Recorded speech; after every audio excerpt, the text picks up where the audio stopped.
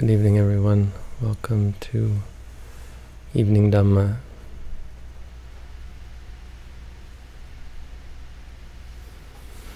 We're continuing on tonight with mindfulness of the mind.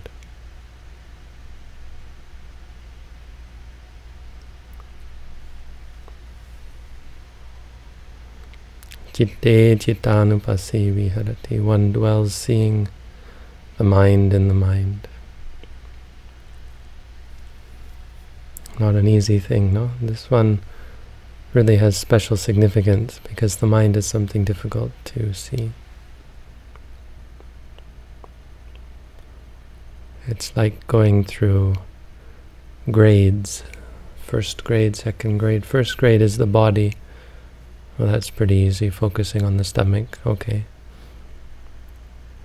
How am I saying it's not easy at all, but it's easy to find at least. Just because it's changing all the time and disappearing and not letting you be at peace with it, not letting you cling to it, but it's still there. That's a beast that's fairly easy to find. It's like we're out hunting in the forest and we've caught the prey, but it's not that fancy, it's not that special.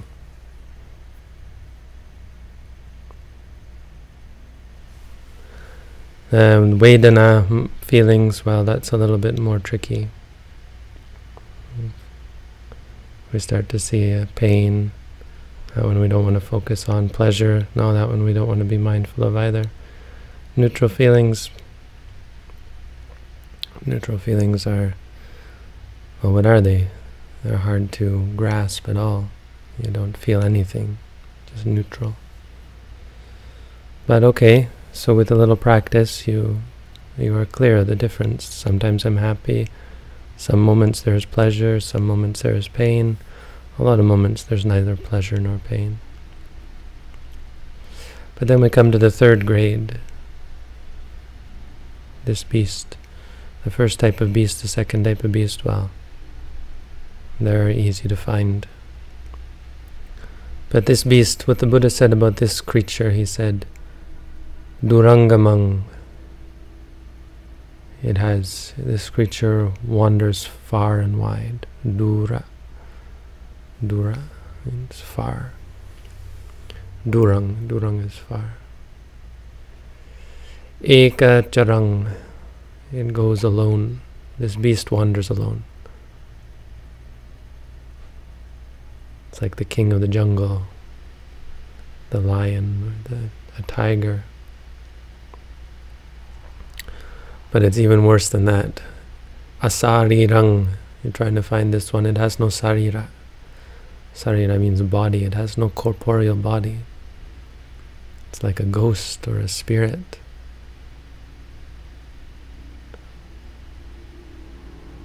Asarirang guhasayang. Dwelling in a cave. Oh, so you've got to go to the cave to find this one.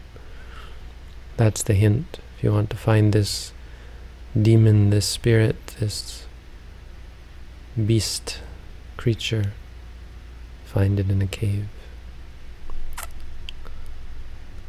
Durangamang ekacharang asari ranguhasayang ye chittang sanyame santi mokhanti marabandhanang. Mokhanti marabandhana. Whoever can tame this beast, the mind, whoever can tame the mind, they free themselves from the bondage, from the bonds, the fetters of Mara. So Durangamang, the mind is something that in a moment it can travel all the way back to France, or Australia, or Ukraine, wherever you, back to Thailand.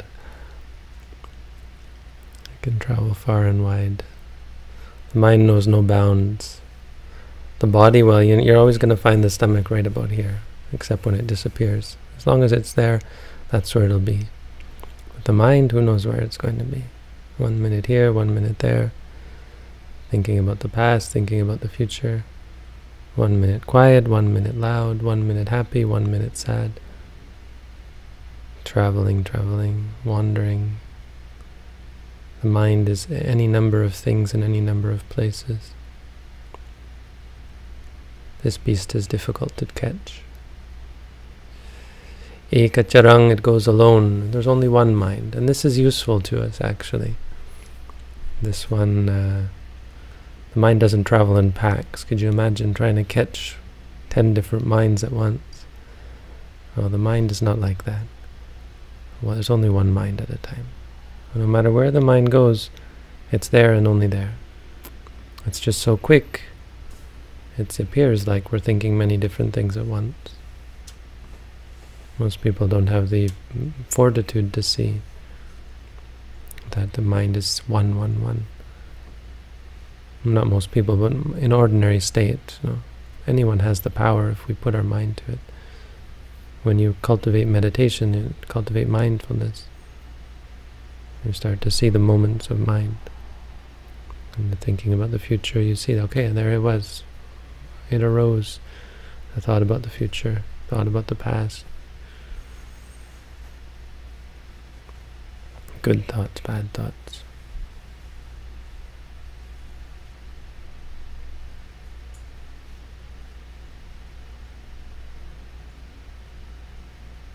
Guha sayang, dwelling in a cave. Dwelling in a cave is also quite useful for us. The cave is the body. And this is the key. The Visuddhimagga makes use of this and says, don't focus on the mind, focus on the body. When a hunter goes off into the forest to look for its prey, it doesn't go running around the forest chasing after it. That's really a silly way to hunt your prey in the great forest, in its home. What you do is you go to where you know the beast is going to come. Go to its lair, go to its feeding ground, and wait. And so this is what we do when we focus on the stomach. We're not really interested in the stomach at all. It's not even that useful. What we're interested in is what happens when the mind focuses on the stomach, or anything. So when you say to yourself, rising, falling, well, how does the mind react to that? Immediately you notice things like the mind is forcing the breath, the mind is clinging to the breath, the mind is bored of the breath, the mind is obsessed, worried. Am I doing it right? Am I progressing? Doubting? All this is where the work is. We're blind to, we're blind to our own mind. Kind of like a dog trying to catch its tail. So when we think about, okay, now I'm going to free my mind. But we have, it's like those old cartoons where he's hunting rabbits, and Bugs Bunny comes up behind him and he turns and he says, "Shh, we're hunting rabbits." And Bugs Bunny's like, okay. And he sneaks behind him until Elmer Fudd realizes that Bugs Bunny is right behind. The bunny is right behind him. That's a very good analogy. It's a very good analogy for the mind. We get very angry about our practice. Why am I not free from suffering yet, right? Very greedy. Oh boy, I hope one day I can have this great peace of Nibbana. Wouldn't that be wonderful? And delusion. I'm going to be enlightened. Wouldn't it be great if I was a Sotapanna? I could go home and tell all my friends. What if I go home and I'm not a Sotapanna yet? Everyone's going to, what did you get? And I'll feel kind of embarrassed. I talked about this meditation center, how great it was going to be, and boy, will I look like a fool if I come back and I didn't do well, right? This is Elmer Fudd saying we're hunting rabbits and the rabbit's right behind him. Even when you worry about progress, that's a clear sign that there's something wrong with the mind. Not that progress isn't important, but you'll never get progress as long as you're looking for progress. The looking for progress is a Stress is a desire. And so that is what you should be focusing on. That's the mind. Very difficult to do. It's like a dog trying to catch its tail. So instead we focus on the body. It's like, not like a dog trying to catch its tail, that's never going to work. But like running around through the forest chasing after this tiger, you're just going to tire yourself out. But if you wait, well, the tiger will come to you. Rising, falling, all the things, all the beasts will come out. You watch this, it's like you're watching the prey. You put a little, what, a pig or something, I don't know. So what do they use for bait? Out. And you know the beast will come and smell it, and you put a piece of meat or something out. And you know the beast will come and smell it. That's us watching the rising and falling. This is like the rotten meat, the smelly meat. When you focus there, all the beasts will come out. Desire, aversion, delusion. It's not easy to catch them, but it's much easier than running through the forest after them. And if you keep doing this, they'll keep coming out. You'll have chance again, and you'll have the opportunity again and again to see these things. And if you're systematic, if you work at it, there's nothing in the mind that you can't free yourself from. Ye chittang sanyame santi mokhanti mara bandhana. Who tames the mind? If you're going to tame anything, tame the mind. And tame the mind, you free yourself from suffering. So the sutta goes through a number of types of mind. Again, if it's just seeing things as they are, if the mind is full of desire, you know this mind is full of desire. If the mind is free from desire, one knows the mind is free from desire. So mindfulness and sampajanya is this knowing. It's the act that you perform in order to know this mind is like this mind is like that. So mostly we don't worry too much about the content. We'll just say to ourselves, thinking, thinking. And when you say that, you taste the mind. When you catch, okay, this is thinking. Because every mind is just an awareness. The mind is always, there's only one kind of mind. Or there's only one, it only has one characteristic, and that is to know. It is the knowing of something, the awareness of something, physical or mental. Mental means you have a concept in your mind. Concept of a person or a place or a thing.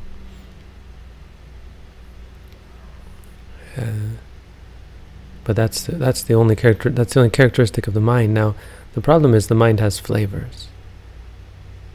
So some mind you know something and there's desire there. Some there's aversion. Some there's delusion. But when you say to yourself, thinking, thinking, you know that.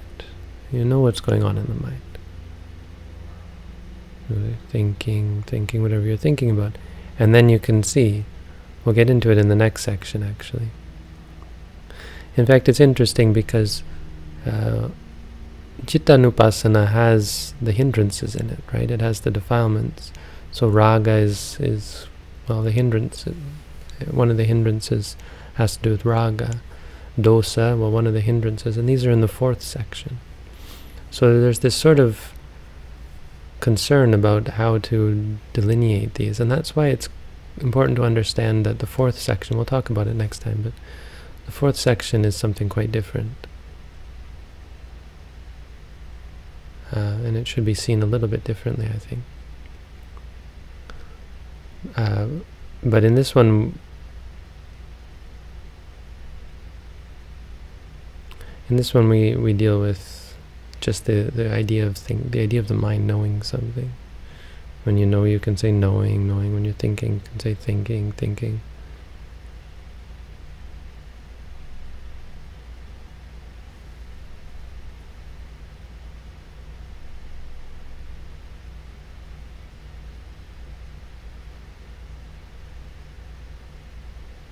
And if you want to include here, because the Buddha is talking about raga and dosa and moha, if you want to include those like liking and disliking, you can include those in cittanupassana. They are here. It's just a question of when we come to Dhammanupassana, when we have the hindrances, looking at it in a different way, I guess. So this third one we can see it as including all states of mind. The unwholesome minds and the wholesome minds. Unwholesome, there's only three kinds of unwholesome: greed-based, delusion-based, anger-based. Greed-based, there are 8 kinds of mind. Anger, there are 2 kinds. Delusion, there are 2 kinds. Altogether, there are 12 kinds of unwholesome minds. And it's really not that important to understand those distinctions. It's just the 8 types of greed, because it can be associated with wrong view or not associated with wrong view. It can be prompted or unprompted, but it's really just very technical. What we need to understand is there are 3 types of mind, 3 types of unwholesome mind. And so really there are 3 types of wholesome mind. The wholesome mind is without, well, there's different kinds of wholesome mind, but 3 aspects to a wholesome mind. So a wholesome mind has to be free from greed, free from anger, and free from delusion.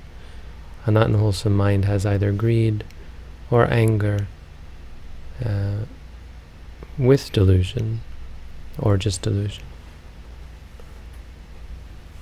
It's a bit complicated. So unwholesome minds all have delusion, all 12 of them. But there are 8 of them that also have greed, and there are 2 of them that also have anger, and then there are 2 of them that have neither greed nor anger, but just delusion. The 2 that have so the greed ones are greed, the anger ones are anger, but the delusion is of 2 kinds. Something that is purely delusion, doubt, and worry. So these are 2 types of mind, because fear has anger associated with it. Depression, boredom, all these are anger-based. But worry and doubt, these 2 are delusion-based, just pure delusion. I mean, and by delusion, delusion is maybe not the best word, but delusion means a mind that is unclear, that is muddied, that is not composed, that is not strong and fortified. It's a mind that is diffuse and lost, the delusion. So that's the mind. There's a lot we could say about the mind, but again, I don't want to make these talks too long. I guess get into too much intellectual thought. The mind is just important. What's important is we go find it. We sit by the water hole, sit by the cave, the body, and when the mind comes, catch it. Thinking, liking, disliking. Keep doing that, keep doing that, keep doing that. You'll free yourself. So that's the Dhamma for tonight.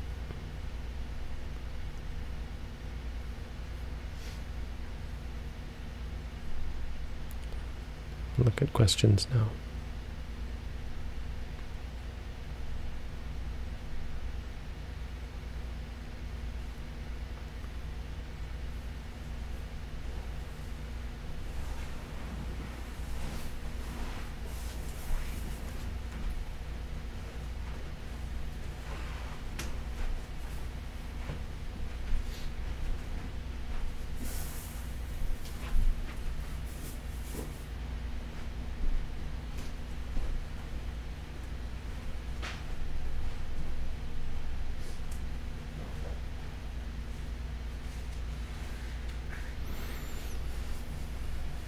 Since Buddhism claims the mind does not come from the brain, what would be the Buddhist explanation for personality changes due to brain damage? Some people are good people and become worse after brain damage.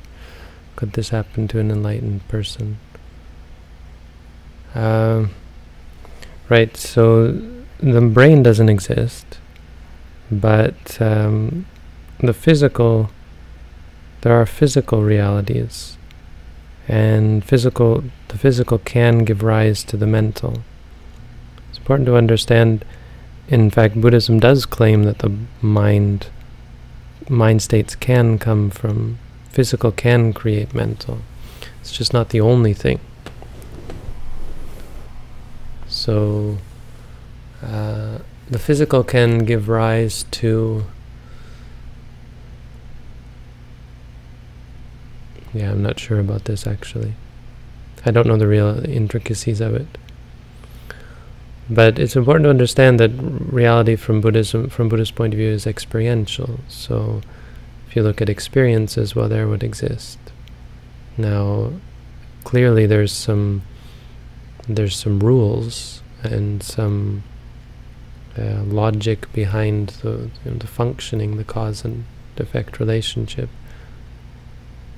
Tara, you don't have to stay for this. These questions are usually fairly off base.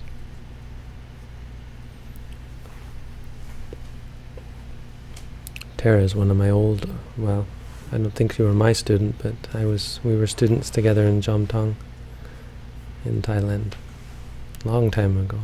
What year was that? 2005. 2005. End of 2005. That's a long time. Happy to have you. So, a person being a good person becoming worse, we're still talking about reactions. So, is it possible that it can, the reactions can become stronger? Yes, for sure. For an enlightened being, the thing about an enlightened person is there's no delusion. So no matter how strong the impetus to become angry or greedy is, there might even be some physical experiences like shouting or so on, theoretically. But I think it's possible. But there would be no liking or disliking is the point. The question is what's going on in the mind, not how it manifests itself. But certainly a change in the physical will increase and augment and to intensify the mental reactions if they're there to be had. But delusion is a different beast. It's not like greed or anger. So a person without delusion can't give rise. I mean, there's no potential, no matter what happens. It's almost always there. Use the abdomen because it's almost always there and easy to come back to. For me, it's anything but that. I'm practicing for over a year and a half, but I've always had a hard time feeling the rise and fall of the abdomen. I never really feel it at all. My abdomen is often very tense and my breathing isn't natural, and I feel very stressed sometimes. I've learned from this difficulty in that I no longer feel as frustrated about it as I used to, but part of me is still confused about why it's like that, and I sometimes fear it will never change. My method of practicing now is mostly noting sitting, touching at the touch points. I try to note whatever feelings there are in the abdomen, like tension, then I eventually ignore it. Any advice on what's going on and what to do would be very helpful. Well, I have heard that there are people for whom breathing is just very, very light, but I mean, it's hard to believe. You need oxygen, right? So the oxygen, the pressure, there's a pressure increase. The opening up.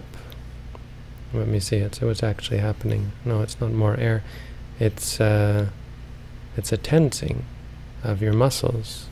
That's how you let the air in, right? when you make the room for the air to enter. And that act is a physical act. There's something happening physically. Now that being said, I mean, bodies are different. So for someone there may not be a feeling of it. I'm skeptical, because it's more likely that you're talking about a lot of tension. So if there is tension there, then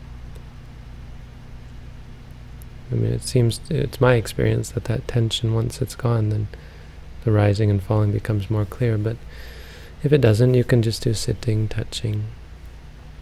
And what I try to get people to do who have that problem is to lie down on your back. And then you really feel it, usually. And so try doing that for a while. And then eventually try and figure out why it's not happening when you sit up. And it's usually mental. I mean, hopefully it's mental, and then you can overcome it. But if not, you improvise. Try putting your hand on your stomach. I think you've already tried that.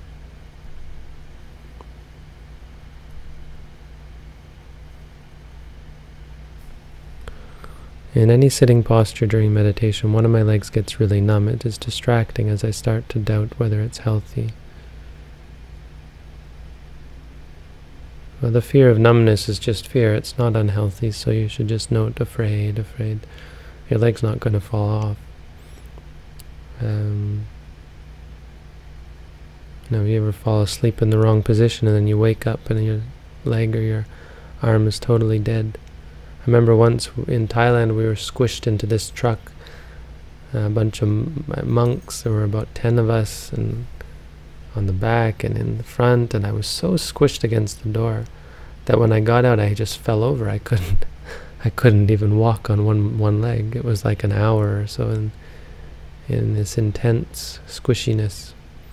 But it's not, it's not like, maybe if it was for days or something it would be a problem, but really what's going to happen is your legs are going to stretch, you're going to relax, and the blood flow will get better, and eventually it'll just, your body will overcome that.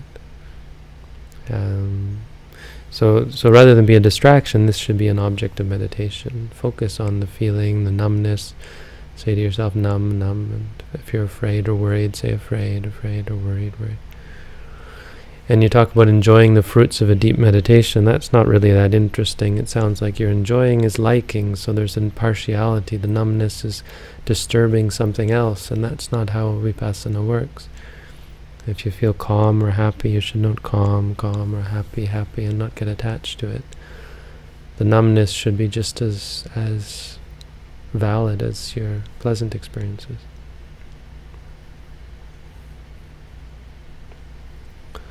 Should we note the pleasantness, unpleasantness of Vedana with a practice? In my practice I notice them at the same time I note the experience. For example, when I say pain, at the same time I feel it is unpleasant, and after that sometimes disliking arises. Yes, you can note them all. Pain. Unpleasant is already disliking, I would say. It's a judgment. So then you just say to yourself, disliking. I wouldn't note pain, unpleasant, and disliking, just pain and disliking of it. Because unpleasant is a judgment. A thing can't be unpleasant.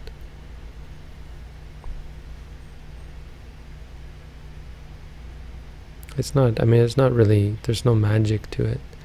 Focus on what's clearest. If suddenly you really have this intense disliking of it, focus on that. Or if the pain itself, just the experience of pain is there, just say pain. When it comes to peers walking the path through a different sect of Buddhism, at what point should you suggest they reevaluate their methods, if you think they're missing some very important aspect? Is it bad karma not to at least let them know your thoughts on the matter? No, it's not bad karma not to let people know your thoughts on the matter unless they ask. Bad karma is not in the actions, it's in your intentions. So if you're worried about them, that's already bad karma. If you have some kind of attachment to their happiness, to their success, that's also bad karma. the actual saying it to them based on those feelings, the worries and the attachment, is also bad karma. So I mean, generally you wouldn't go out of your way to try and change other people. Only if it appears to you that they are looking for your opinion, for your input, then you would answer.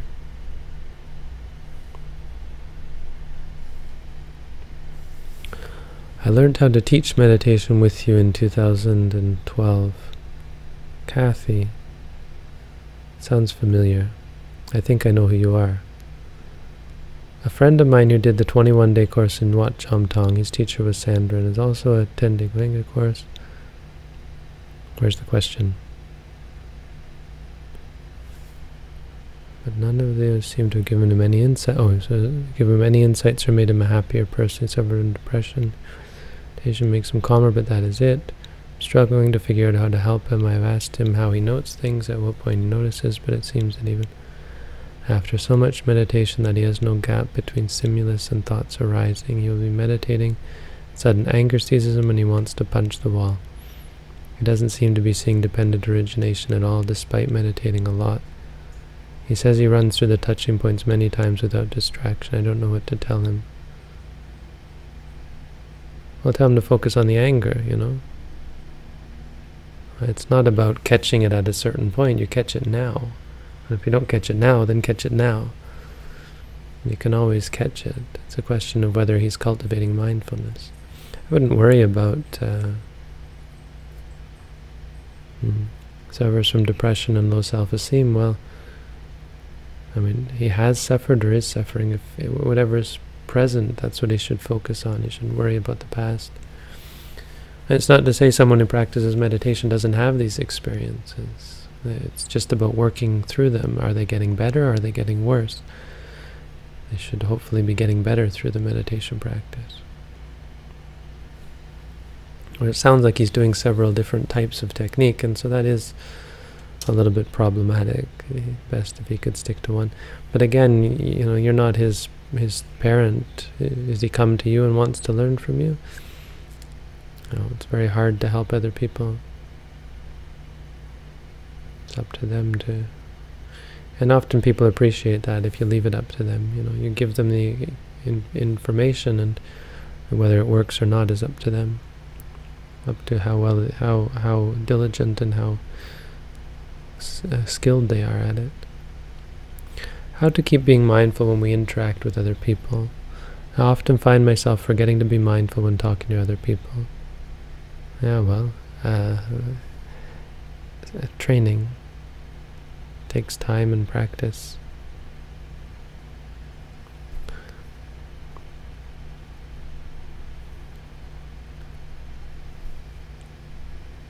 Sanka, you're not asking a question. I don't like these. You have your opinion and you say, isn't it this? That's not fair. Maybe it is fair. Isn't brain conditions conditioning the thought similar to how sense conditions, for example, even if a person with a healthy brain sees something that's likable, angry thoughts can arise in the mind? I don't understand. So the brain changes in the brain can intensify the emotions, not directly but indirectly, because there's a stronger, there's so many different stronger triggers, right? So when someone pinches me, well, the body has to send the stimulus, and it triggers, and then the brain has to come up with some kind of awareness, not awareness, some kind of trigger. There's a change that goes on in the brain, and that's where the mind picks it up. Or you might say that change in the body is the experience in the mind. You know, seen from the scientist's point of view, they're seeing the experience, or they're seeing the effects on the body of the experience, or however it works in whatever complicated way. So if that physical system is disrupted, it can intensify that trigger, and so the mind is the mind that would react to it anyway, instead of reacting to just a little bit of stimulus, is reacting to a whole lot of stimulus, and so the reaction is much stronger, can be. But I would want to say it would be a gradual thing. To say that a person is suddenly mean and nasty, I mean, I would argue there has to be something in there. Maybe we'd say it comes from past lives. I don't really know. I mean, it is a good question. It's a very complicated, how do the mind and the body work together? You know, the only thing that Buddhism has to say about it that is sort of radical is that the body, there is the mind as well. There's the body and the mind. And the mind is distinct from the body, or the physical is distinct from the mental. The mental isn't just a emergent phenomenon, an emergent property of matter. Mind is distinct. In fact, mind is the base. Without the mind, there's no experience, there is no universe, there is no reality without the mind. And so when the body dies, it's not the end of the mind. When the brain dies, that's just the filter, or I mean, it's not even. It's just a change in the physical aspect of of experience, because the next moment there will be more physical aspects of seeing and hearing and smelling and tasting and feeling and thinking. There'll be more experiences. What we call physical is really just an intensification or a specificity of experience.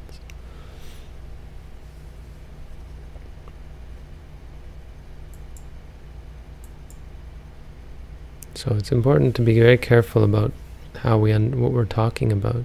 When you start talking about the brain and brain damage, you're no longer talking about experiences. You're making an external observation of someone else's experience process. Now clearly the experience process can change radically, drastically. But really that was an interesting question. It's an interesting question about, couldn't then an arahant who has brain damage give rise to defilement again? And so the answer we want to say is no.